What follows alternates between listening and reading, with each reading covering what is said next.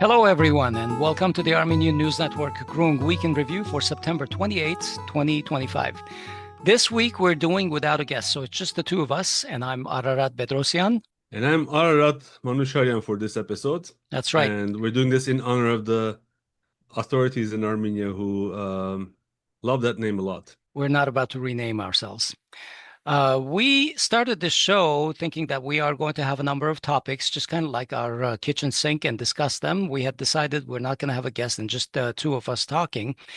But of course, it was September 27th yesterday. That was, well, we decided to dedicate a lot of our conversation to that and whatever other topics derive from it.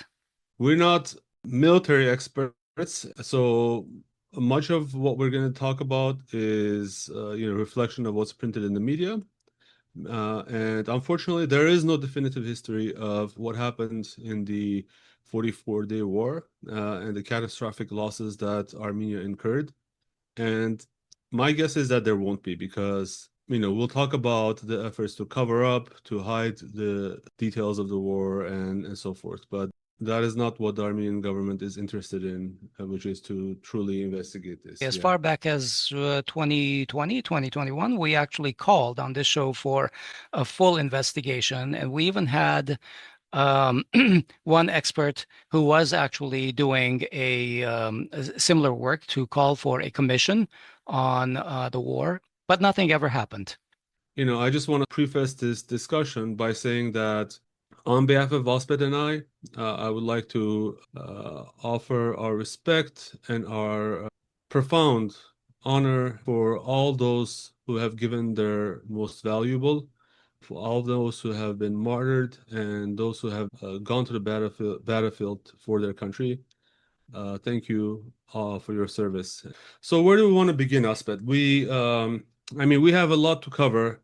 I think that maybe for those who are uninitiated in or don't follow Armenian politics and history over the last 5 years, I think it might be useful to paint an overall timeline of the events in Armenia. Yeah, starting this on September 27th would be tough, Hovik. You probably want to give a little bit of a background all the way back to, I don't want to go back to independence, but 2018 at least.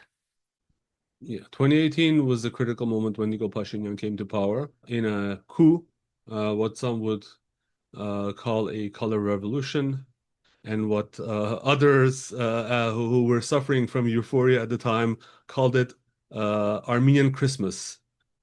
So that was 2018, the events of April, May, and essentially the streets filled with people very unexpectedly, but very similar to other places where color revolutions have taken place. And Pashinyan rode that wave of euphoria all the way to the 2020 war. You can say he basically had a carte blanche to do anything internally in Armenia that he wanted to, including changing the makeup of the constitutional court and whatnot. Then the 2020 war happened, and we'll go into these in more detail, but it was a 44-day war. A significant part of Artsakh was occupied by Azerbaijan, and the way that war was managed, the events that led up to that war, and things that followed will be the focus of our discussion today. And since then, since 2020 November, we've had multiple smaller wars that each of those themselves could, in magnitude, were larger than, for instance, in terms of men lost, were larger than the Georgian War, for instance, in 2008. The 2021 elections, where Nikol Pashinyan, after losing Artsakh, or after losing the war, promised the occupation of Shusha and Hadrut. And again, people seem to trust him. At least there were still enough people to trust him to help him fake elections in such a manner that it would be possible. And then 2023, complete anti-cleansing of Artsakh. We talked about it during the last show, so we won't focus on that too much. And since 2023, we have a period of historical revisionism, and at the same time, talk about peace and demilitarization, and setting the framework for Armenia to be a docile attachment to basically Azerbaijani foreign policy, completely detach it from its previous status as an independent power in the Caucasus that carried its own weight. The correct word So, would be a vilayet, basically. well, vilayet implies Turkish. I think we would be lucky if we were a vilayet. Erdogan will outsource Armenia to Aliyev, Yeah, and that's that's that's what's the hint. happened. Yeah. I mean, you would need to be Armenian to understand the history and the personal history, how personal this is, seeing what's happened, what's going on. But we're two Armenians, and we're gonna say it from the way it comes out from our hearts and from our minds. So As far as 2018 goes, you have often made the association between a RAND research paper from 2019 and what has happened over the course of the last 5 years.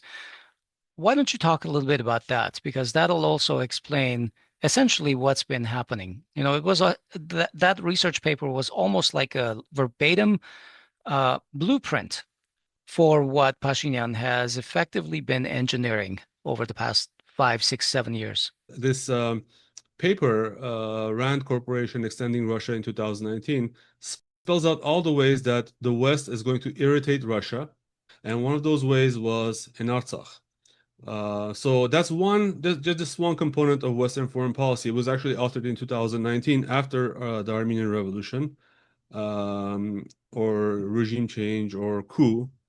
But we also know that the West has a history of color revolutions, and the Armenian Revolution, I would say, is no less a color revolution than all the other ones. Unfortunately, Armenia is so like down in the list of priorities that many people, when they say color revolutions, they go as far as Georgia in terms of enumerating them.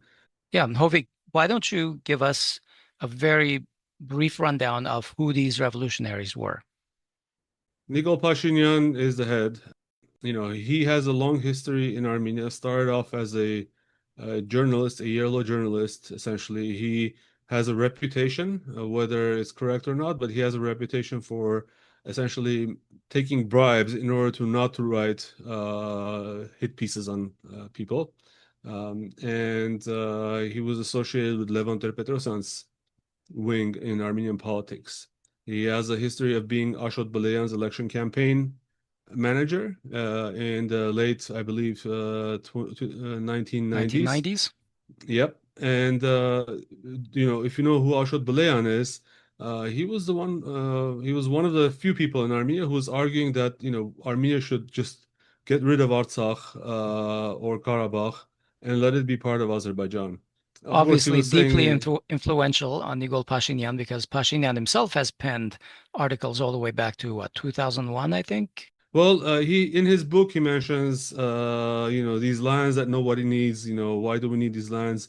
In a 2001 article, he talked about giving a corridor to Turks to pass through Armenia. But all this goes to say that he had these ideas about switching Armenia from a north-south to an east-west communication for a long time. And that, in fact, Levon Ter-Petrosyan's team, Jirayli Baridyan, advisor to Levon Ter-Petrosyan, were working on the Turkish direction for a long time. So Nikol Pashinyan then eventually in 2012 or 13, he went to jail for inciting violence during the 2008 protests. And after coming back from being freed from jail, he went into politics and he became a member of parliament. And he has essentially he was initially allied with Levon Ter-Petrosyan's political party, which was called Armenian National Congress. But then he started his own party called Civil Contract, along with a number of people who are at the forefront today. I believe Ararat Mirzoyan was one of those people. Mhm. Maybe Arabat Mirzoyan, if he prefers that, or Aragats Aragats Mirzoyan, Mirzoyan. or But there's Avrizad also Mirzoyan. Armen Grigoryan, these people, Yes. and a whole, So, and a handful more. yeah. And all of them have a history of working for Western NGOs, a history of espousing anti-Russian views. Arat Mirzoyan, in fact, has this famous picture of attending a protest in Armenia again at the Russian embassy and carrying this sign called "Fuck Putin" or yeah, something like that. Um, so in fact, Arat Mirzoyan, I'm just going to say that he was revealed to be an informant for the Armenian National Security Services. But also, the opposition alleges that he was recruited by Turkish special forces. Now, Arat Mirzoyan eventually admitted that yes, he is an informant for the Armenian NSS, but that's where he stopped. But not the What's Turkish in NSS. Yes, but what's interesting is the way that he penned that letter. People in the opposition allege that that form of recruitment or to be an informant is done only when you're like a double agent. So if you've been recruited by the Turks, for instance, then you would be made to sign a letter like that promising to provide information to the Armenian government. And Arat Mirzoyan used to be a historian and genocide researcher, and I think he also spent some time in Turkey. Ruben Rubinyan is another prominent civil contract person. So the way that it happened was Nikol Pashinyan and a group of his cronies started walking from Gyumri, second largest city in Armenia, to Yerevan, and it was presented. It was a very tough, very nice PR job. It was presented as Jesus coming to Jerusalem, almost. Mhm. And when he came to Yerevan, he had that little incident. Whatever, they bandaged his hand. There's this famous picture of Monte Melkonian with his hand bandaged and the blood on it, and they mimicked that image for Pashinyan, essentially. And that just goes to symbolize that throughout his initial years, he was seen as very, and he used very patriotic, very uncompromising militaristic language. I remember that when I don't know about like you, Asbed, what you felt at the time, but there were a lot of people who were uneasy at the time, and I Well, remember that as soon as, yeah, well, I've told you, Hovik, let me, it's a little difficult to admit after all these years, but at the time, I won't say that I was sympathetic to them, but I was accepting of the events because they were campaigning, in a sense, on the eradication of corruption and things like that. And we all thought the biggest problem that Armenia had at the time was corruption, right? yeah. It was definitely a PR job, and as far as I'm concerned, that lasted for about a year, year and a half. And when the conflict between Armenia and Azerbaijan happened, and I had already found out some of this background, I I was I was flipped to your side essentially to think that these people were brought for a job. Well, I mean, for me, the decision boundary is November 10, 2020. Anyone who is after that date, who is with Nikol Pashinyan, has no capability, in my mind, of being redeemed, unfortunately. I know we sort of I think you see a little bit of gray area there, but Well, we have a little bit of gray area until the elections of 2021. I'm accepting of people who stayed with that team and rolled off with 2021. But yeah. after that, no, there's no redemption for people who stayed on. Yeah. And anyway, I mean, the euphoria that existed on the streets at that time was indescribable. I mean, I had like so many arguments with my friends. I remember going to my one of my relatives' place, and I said, "Look, I just something doesn't feel right about this." And I was told, "Well, I think you just have to go cleanse your soul, and you will like." I was told something like that, and then you will see the light.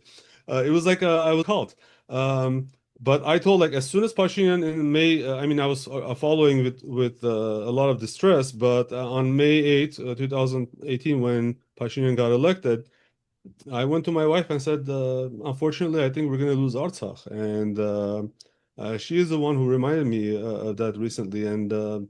I've lost a lot of friends also over the last 5 years because many of them have bought hook, line, and sinker into Pashinyan, including even now when he's spreading, he's deliberately rewriting history, and people are choosing to believe that version of the rewritten history.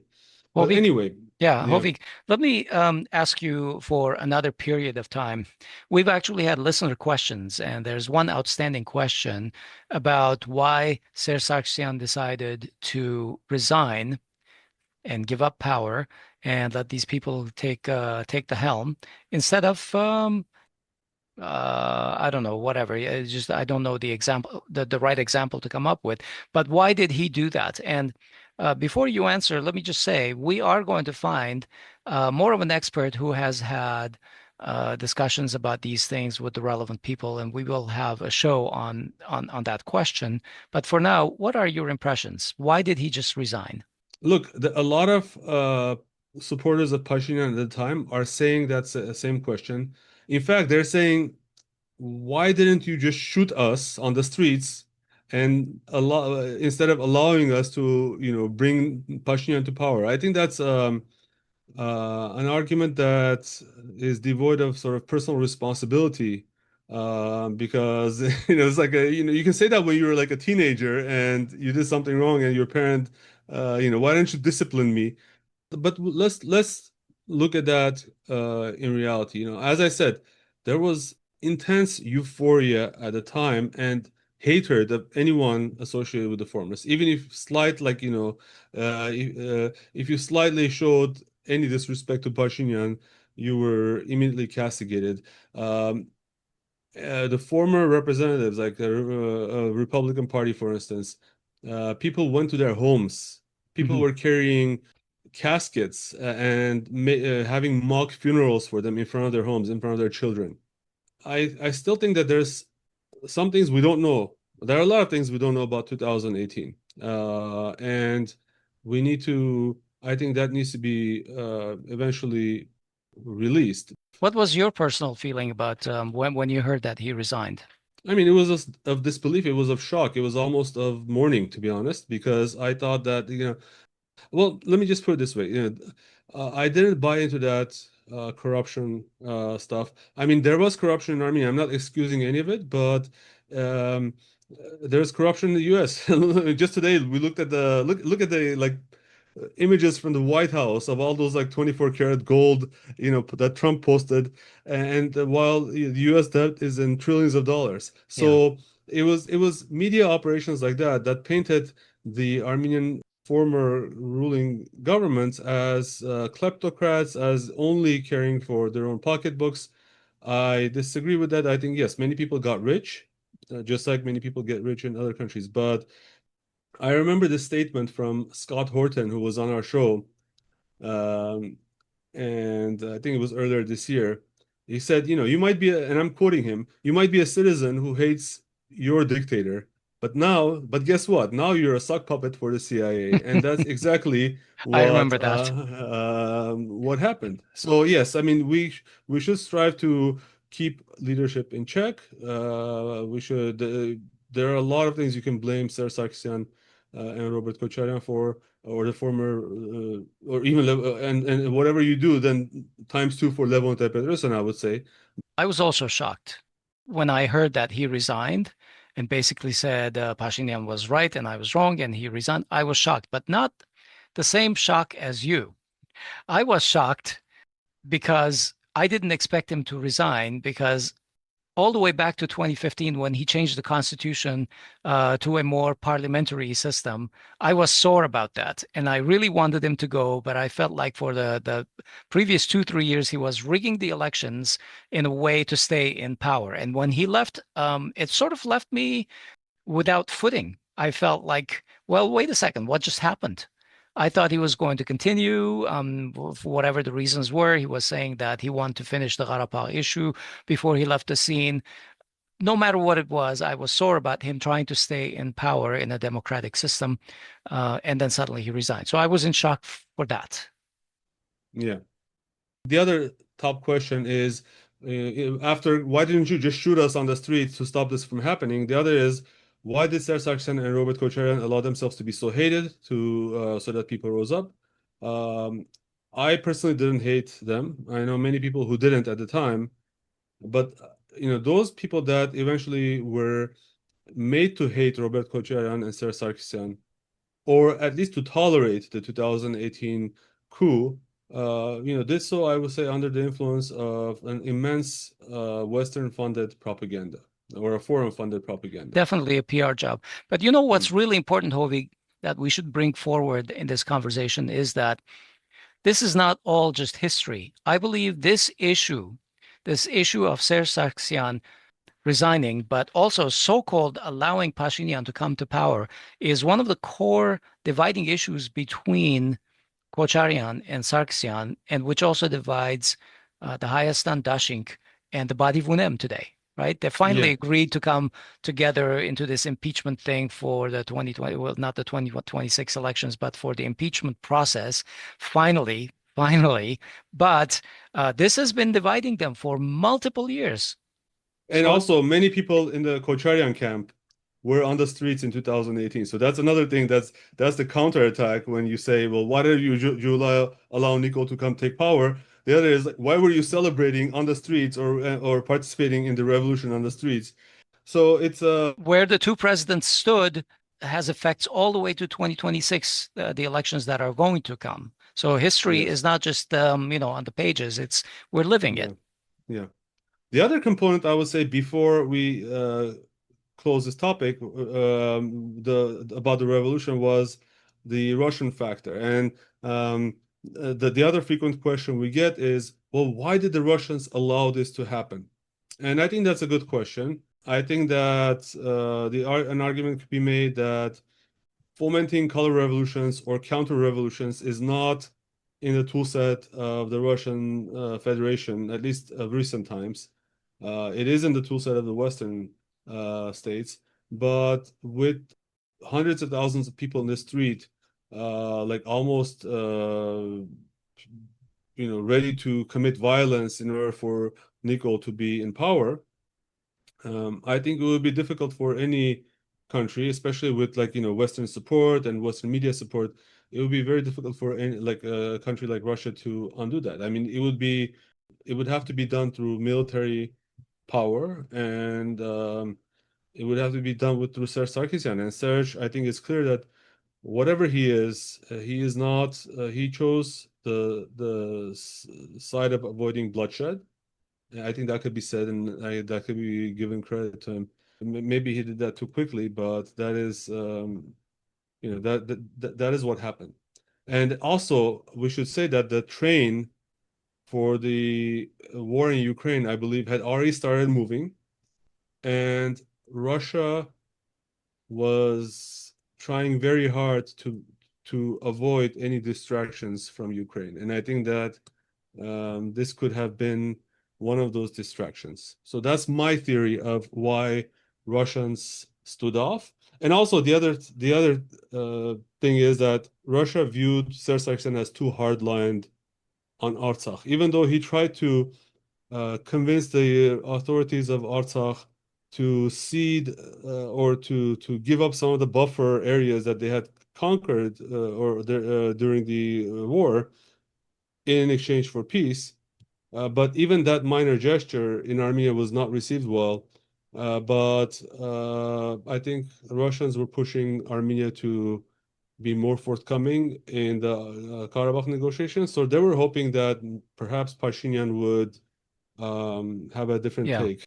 Under any other name, there was the so-called Lavrov Plan, which was going to give initially a couple. I think they were thinking about seeding the Fizuli area and then seeing how that goes and possibly go all the way to 5 areas. And then you keep Kelbajar and Lachin and, of course, Nagorno-Karabakh.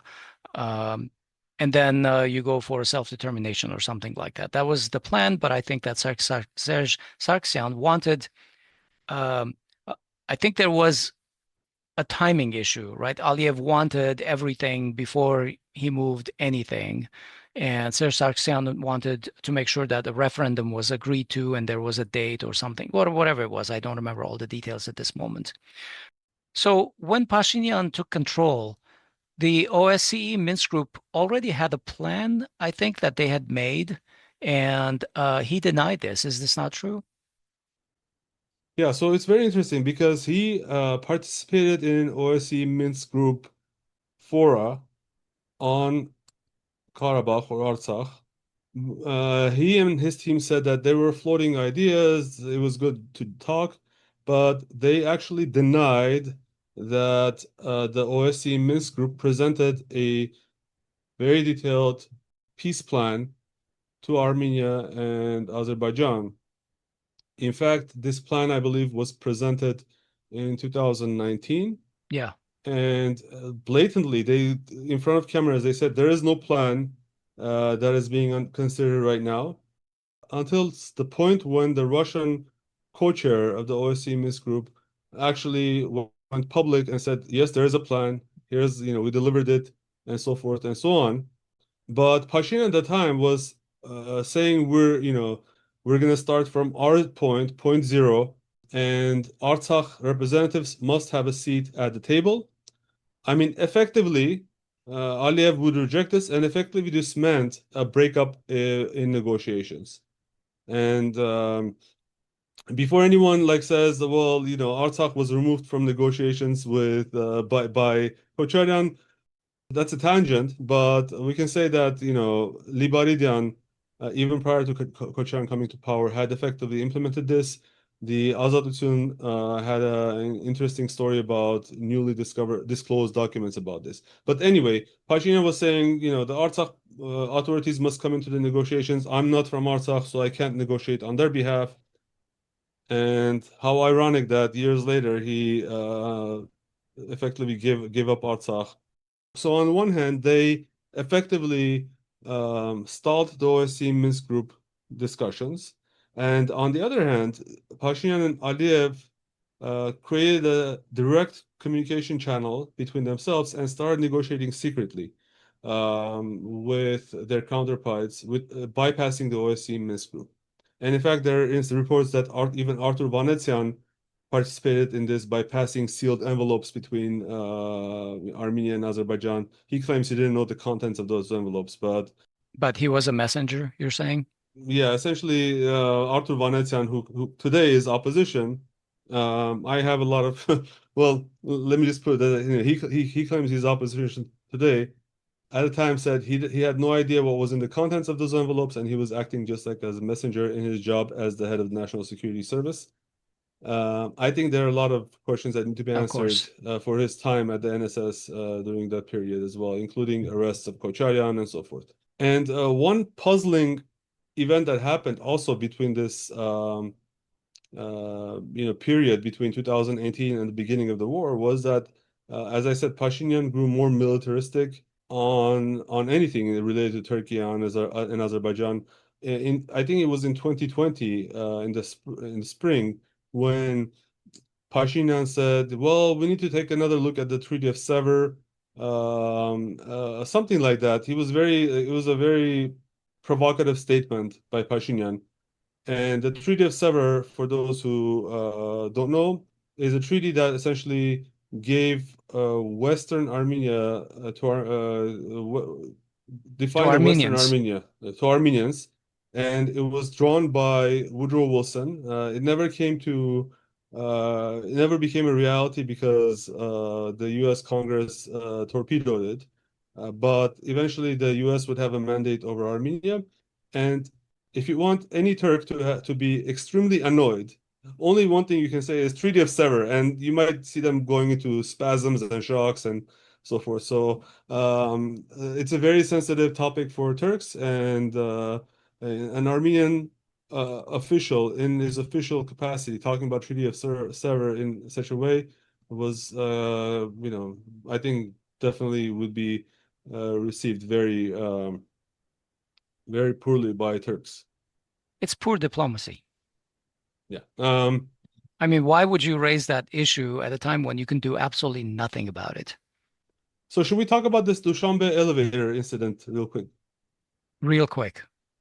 Okay. So in that process where Pashinyan and Aliyev were communicating secretly, in 2018, both of them went to Dushanbe for a CIS summit, Commonwealth of Independent States, and they had an informal meeting. The only evidence we have is of them exiting at the elevator at the same time.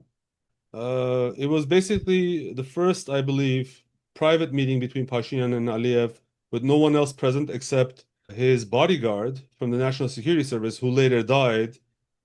Some say under suspicious circumstances. The official story was he got a heart attack. But what's interesting is that Was he a young shortly, man, Hovik? I think he was in his 50s, maybe. I'm not, Oh, okay. but so anyway, that meeting was the topic of controversies in Armenia because press started asking about it, and right before the war started, Hakin Az, an Azerbaijani newspaper, said that Pashinyan, during that meeting, Pashinyan had asked Aliyev not to shoot on the border and not to and to keep the relative peace so that Pashinyan could consolidate his own power internally. And during that time, Pashinyan did consolidate his power. His party won the elections in the parliament in 2018. He actively worked on replacing judges in the Supreme Court. They appointed new judges, and everywhere, like they replaced apparatchiks with their own people. And shortly before the war started, Pashinyan made this threat on public TV saying that if I ever release all the stuff that we talk about confidentially, he was very annoyed that this was written in Azeri press, but he said if I ever release what we talked about confidentially, then there will be a huge political earthquake in Azerbaijan, and I'm not sure if Aliyev would survive or something like that. I'm paraphrasing. But that promise was never kept. Like if this was going to cause a huge political earthquake in Armenia in Azerbaijan, then why didn't he release that information? And of course he denies it. He says actually it was Aliyev who begged him. Um, yeah, so that's funny, right? It was Aliyev who begged him to not export the Armenian Revolution to Baku. So that was like very funny, I thought. And like Aliyev was shaking in his boots, worried about. Anyway, so Incidentally, the, let me also mention that earlier this year in Abu Dhabi, to all this trip hoopla, Pashinyan and Aliyev had a 5-hour meeting under similar circumstances where there was absolutely nobody between them. yeah, and then so we're now into the summer of 2020, and on the day that we recorded our first podcast episode, July 12th, 2020. 2020, the Tavush battles started. It was a battle for a single position, for a single freaking position. We don't know who initiated it, but it seems that even it might have been even the Armenian forces. They tried to occupy one position on the border. On the Azeri side, there are reports of a general Right. being killed in the Hmm. fighting, right? And it was at this time that Turkish officials vowed support for Azerbaijan. Pakistan got involved, and it seemed like we were now like locked into the war trajectory at that time. It seemed like it was the trigger to a certain set of events. Yeah, and in fact, even when Turkey said like we're going to spill blood with you, with our Azerbaijani brethren, fighting the Armenians, civil contract officials were gaslighting Armenians, saying that nothing like that is going to happen. One famous civil contract official, Lilith Makuns, who later became an ambassador to the US for her great wisdom, I guess, she said on record that we don't, Turkey is not going to get involved. And every day, like civil contract members were saying, I woke up today, and they would post feeds like this. I woke up today, and Turkey still hasn't invaded Armenia. So they were making fun of this a very serious, circumstance. Um, so Well, they awarded something that hadn't been done for a long time. They awarded a whole bunch of soldiers the Medal of Honor, yeah, 70 uh, something, 70 something unheard of until that time. medals. I mean, those were given in the first war, and they were given very conservatively. But yeah, he painted and he held a ceremony in Sardarabad, facing if the Sardarabad monument, you should know that it is basically the battle where Armenians had a definitive victory against Turks in 1918, and it faces Turkey. So he, while facing Turkey, said these, militaristic things about Armenian power and so forth. And another thing that happened I mean, from the military perspective, as Pashinyan was rattling the saber against Turkey and Azerbaijan, he was also changing the Armenian military defense acquisition plans and strategy. Um, During the previous plan, which was instituted at the time, Serge Sargsyan, Armenia was supposed to acquire a lot of air defense equipment, a lot of thousands of drones, and so forth, and Tor air defense systems. And all of this was, according to the opposition, all of this was rejected, and instead, Pashinyan essentially decided to buy four Su-30 military aircraft. Hey, do you remember And that he had that GoPro selfie of himself in the cockpit of one of the Su-30s? for $130 million, that was That a was a $130 $130 million. million selfie. You know, Exactly. yeah, This listen, when I become president of Armenia, he's paying that back. I'm making him pay that money back. I mean, you're saying that we're not military experts, but just any common Joe would know that that was the wrong thing to do.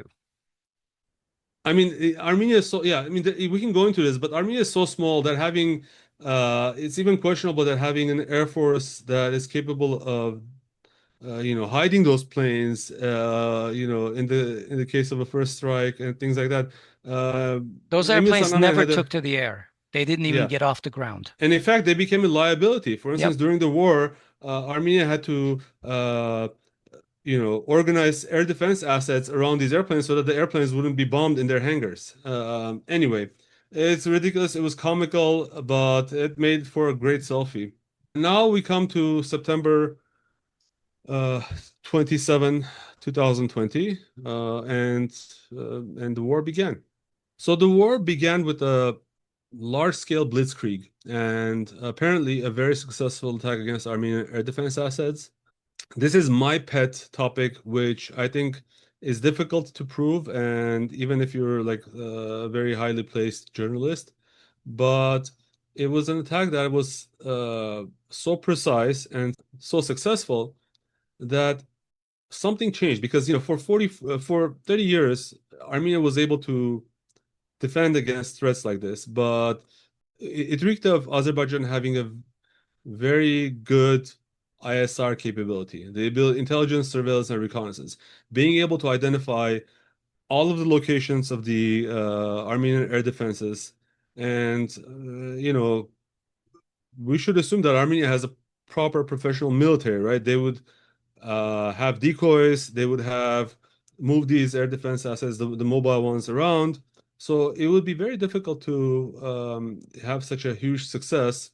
And this is where I, would say, for instance, we know that Turkey was definitely involved, and Turkey has multiple satellites. I think they have tens of satellites.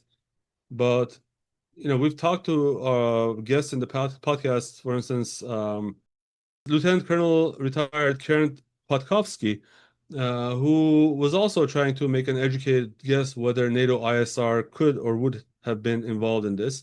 And, our conclusion that we came from those interviews was that there would be no way to prevent NATO ISR from being used, and Turkey, as a member of NATO, would have access to that information. So, Hovik, you know, you've pursued that line of thought extensively.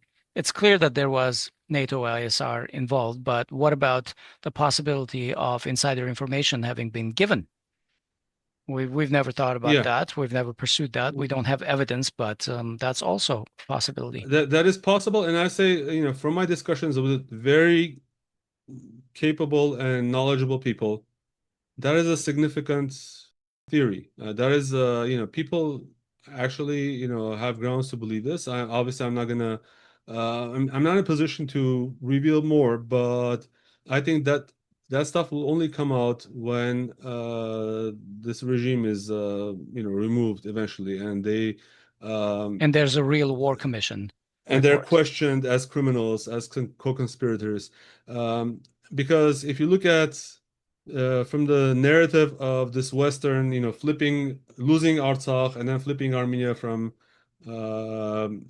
Russia to the West, then from that perspective, if those forces that were involved, then it's possible that also we had internal saboteurs, internal traitors, essentially, who actually physically revealed those locations.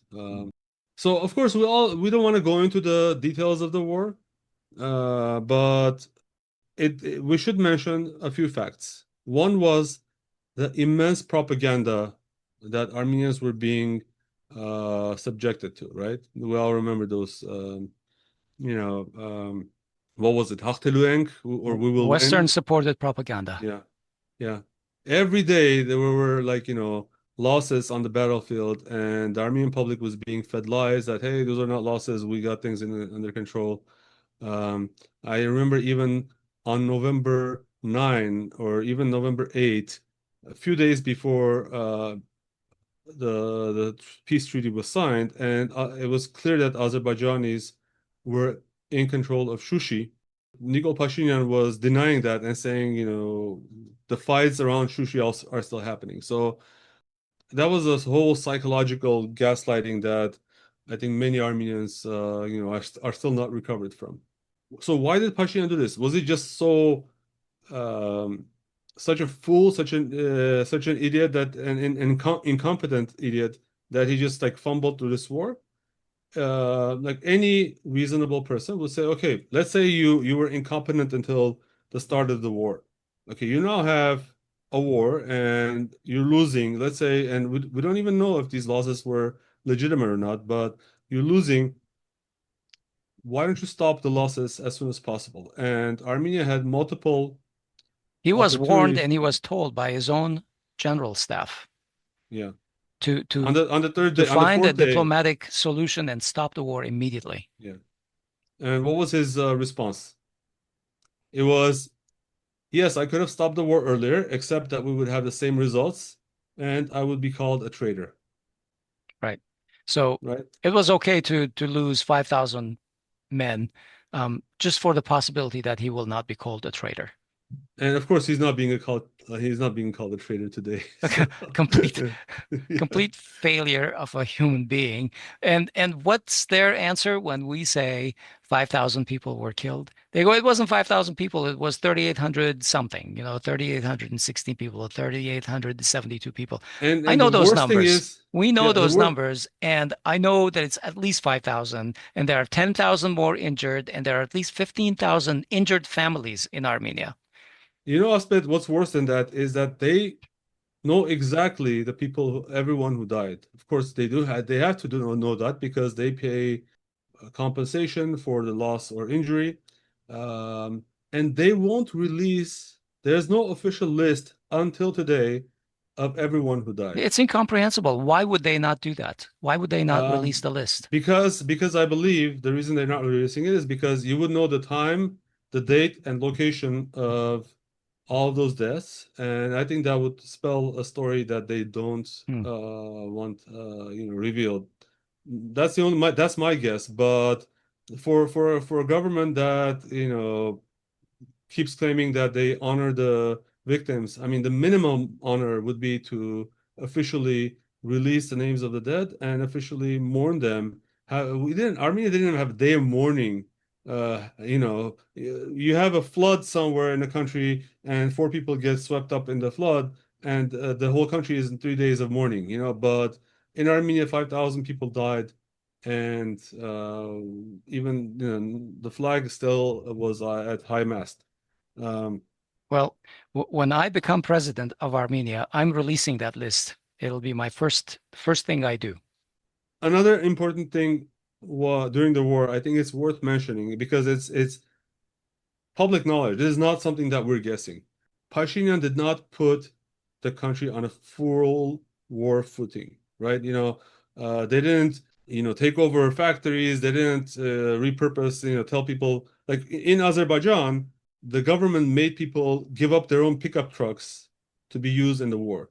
Pashinyan didn't do that, and at least on a massive scale. And we know that on the fourth day of the war, so somewhere I guess around October 1st, he or second, he called off the massive mobilization efforts. And from that point forward, There were no mobilization of capable fighting men into the army themselves. Instead, he asked people to volunteer, create makeshift squads, elect their own like commander in that squad, go get training and fight in Artsakh as volunteers. Only the army corps that were Armenia had 5 army corps at the time. One of them was already in a cannibalized state because it was not fully staffed. But the main one, there's only one army corps that was part of defense of Artsakh, and it was the Artsakh Defense Army, and that was the only army that was fighting in Artsakh. The rest of the Armenian military was not engaged. And there are countless testimonies. I know many people personally who volunteered and signed up to volunteer to go to Artsakh, and even then they were not called up. Every day they kept checking, and every day they were told, not yet. So Pashinyan and their folks also blame Russia. I think it goes without saying. I think it was clear even to the most uninitiated person that Russia would not fight on behalf of Armenia in Artsakh. Russia now tried to wiggle its way out of the situation, saying that the war is happening on the soil of Karabakh, and that's a disputed territory at the time. So we're not going to get involved, and that has been a position that has been stated earlier by Russian authorities. Well, Russia has its own set of responsibilities and needs to be accountable for them towards Artsakh. I think yes. I think as they they have had said, they can't be more Armenian than Armenians themselves, and Pashinyan simply didn't stand up to defend Armenian interests. Others can help us stand, but Pashinyan expects other people to come and fight our wars. It's the same thing. It's the same propagandistic lack of accountability on their part. So sometimes when you say, well, we shouldn't have given up Artsakh, and they go, well, if you think that, then why don't you come here and fight for yourself? It's a lack of ownership of your own country that just reeks of propaganda. We're not absolving Russia because I think at an emotional level, and also at a level of as a superpower, Russia's reputation suffered a lot as part of the war in Artsakh, and whether they could have done anything about it, and they didn't, or Or whether didn't they want to. didn't want to, we'll know sometime in the future. But regardless, this essentially said that some allies of Russia are expendable, and that was the effective result of the war in Artsakh. You know what? I think that this theory also needs to have a right to exist. With if Russia knew that Pashinyan was intent on giving away Artsakh, then could it do anything to prevent that from happening? Maybe, I'm not sure. But we've asked numerous people, right? I mean, on our show, whether Artsakh was a trap for Russia, as in the prelude to the war in Ukraine. And I think that also has a right to exist because, going back to the 2019 Rand report, that's exactly what is spelled out in there. Okay, so it's not extremely clear to me because I haven't looked at all of the timings, but Armenia was late in applying to the CSTO and never applied to the bilateral alliance with Russia to come and help, as far as I know. Yeah, I mean, you could say that. I don't know. So, Like, I think so that Russia said if they needed to be asked, but that request did not come, or at least didn't come on time. so I think if Russia really wanted to get its hands dirty in Artsakh during the war, It could have. it could have earlier. But I think Russians focused a lot on trying to institute a ceasefire. There were 3 ceasefire opportunities prior to November 9-10. One came from the Russians, one I believe was US, and the other one may have been French. I forget which one was the third one. But at least 2 of them were rejected by Pashinyan. And Hovik, the November 10 agreement, trilaterally signed, did say everybody stands exactly where they are. Yes. That's what the Russians signed. That's what Armenia and Azerbaijan signed. But that changed almost immediately because of backroom dealings between Pashinyan and Aliyev, promises that were made behind the back of the Armenian people. Yeah. So I think you're right. I As a wonder if result, if it was also made behind the back of Putin, but I just have no yeah. idea about that.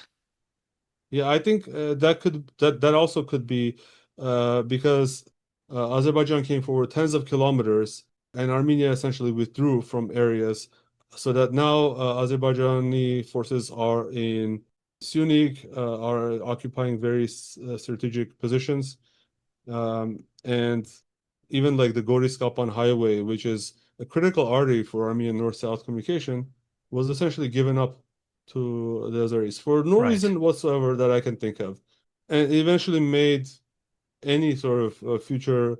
I think it made any future ability to coordinate logistics very difficult for military and non-military purposes.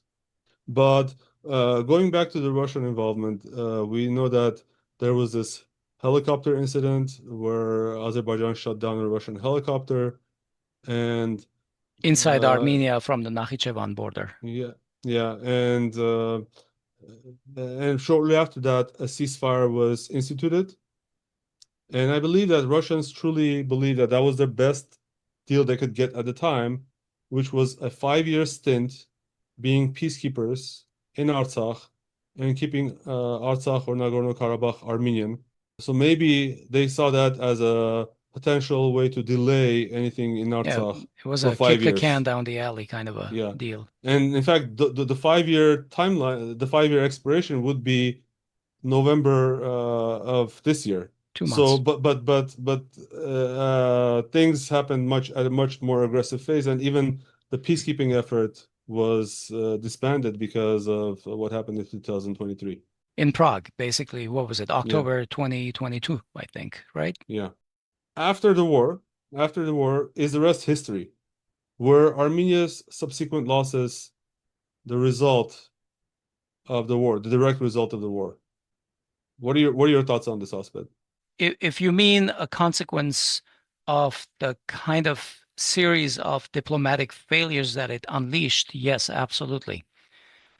The activities that led to Prague in 2022, you remember the whole lower the bar on Artsakh's independence thing that Charles Michel was championing. So I think there was a lot of pressure on Pashinyan from the EU and from the US to basically give up on Artsakh.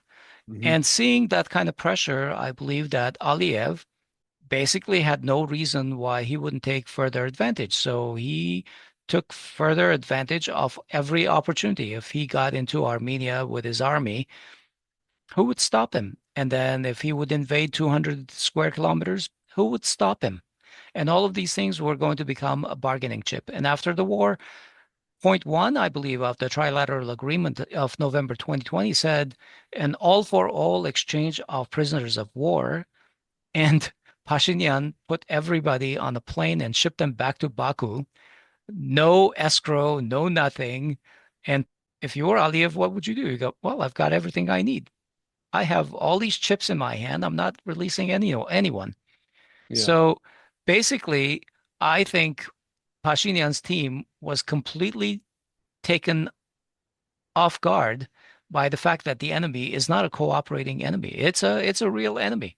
The war has not stopped for them, and they're going to take advantage. So eventually, it led to the ethnic cleansing, as we saw, Let step by me step. let me let me present an alternative or maybe slightly Sure. different view, which is that we would actually thank the Lord in heaven to have the November 10 treaty. Why didn't it hold? Like there were several different steps. You mentioned one of them, which was the surprise verbal agreement under which Armenia withdrew back and surrendered territory, including the Goris-Kapan highway. You Um, said all the way back to 2018 there were backroom dealings between Yerevan and Baku, even through people like Vanetsyan and stuff like that. Why would yeah, we think that those things would be stopped? yeah, exactly. Right? Complete backroom deals that were going on unbeknownst to at least Armenians.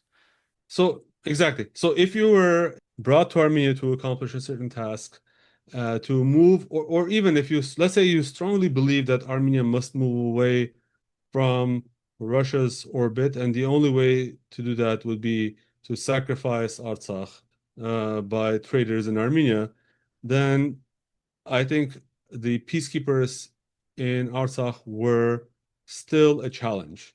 So then multiple different steps happened, the multiple different incidents happened throughout the subsequent years after 2020 that had no explanation.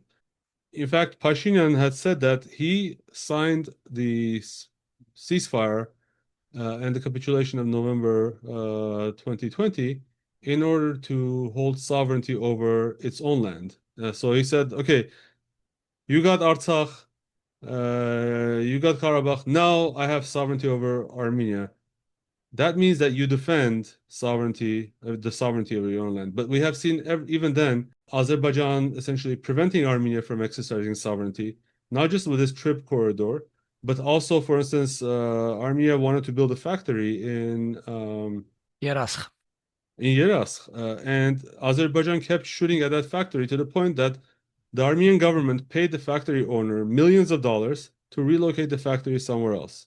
Azerbaijanis started shooting at the Sotk mine, which is fully under Armenian territory, to the point that now that mine is effectively closed and can't be used because Azerbaijani soldiers keep shooting.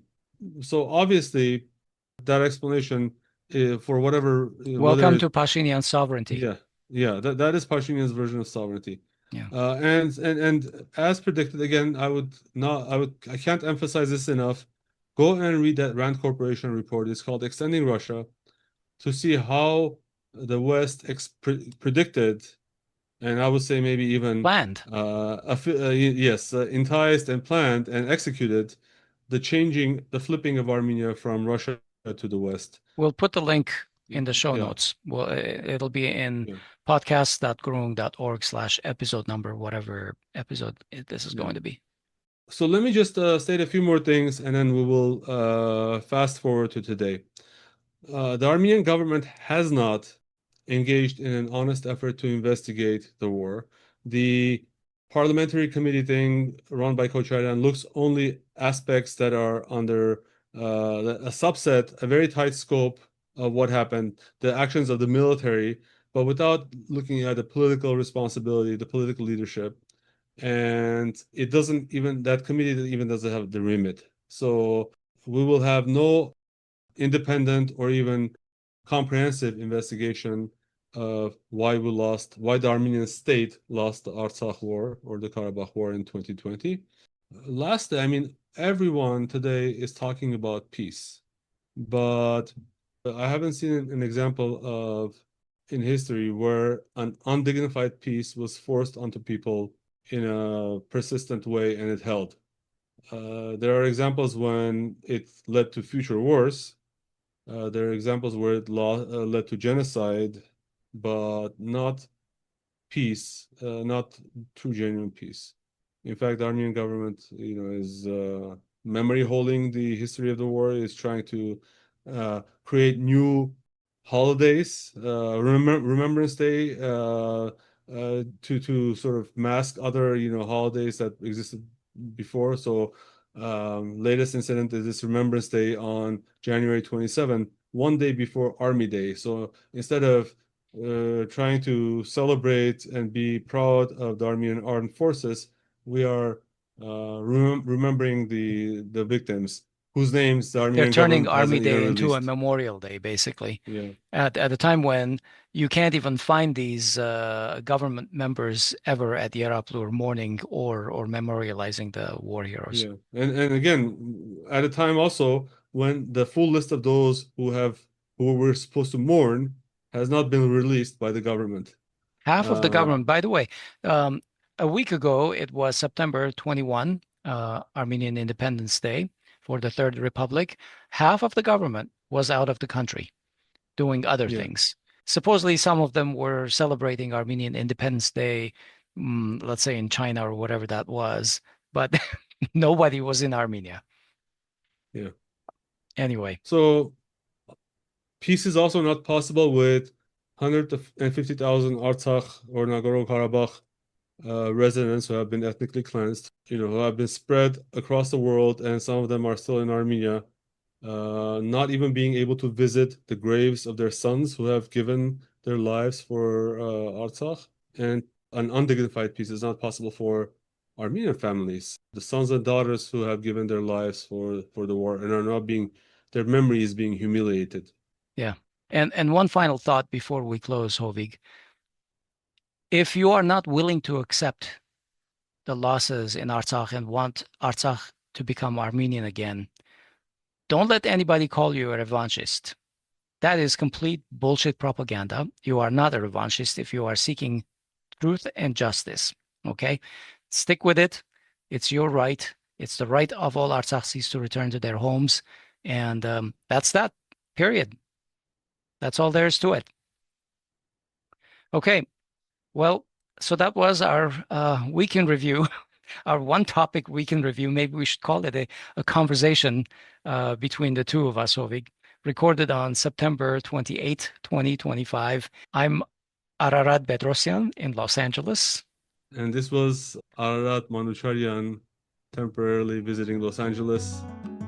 We'll talk to you Ararat. next week. Take Stay care. well.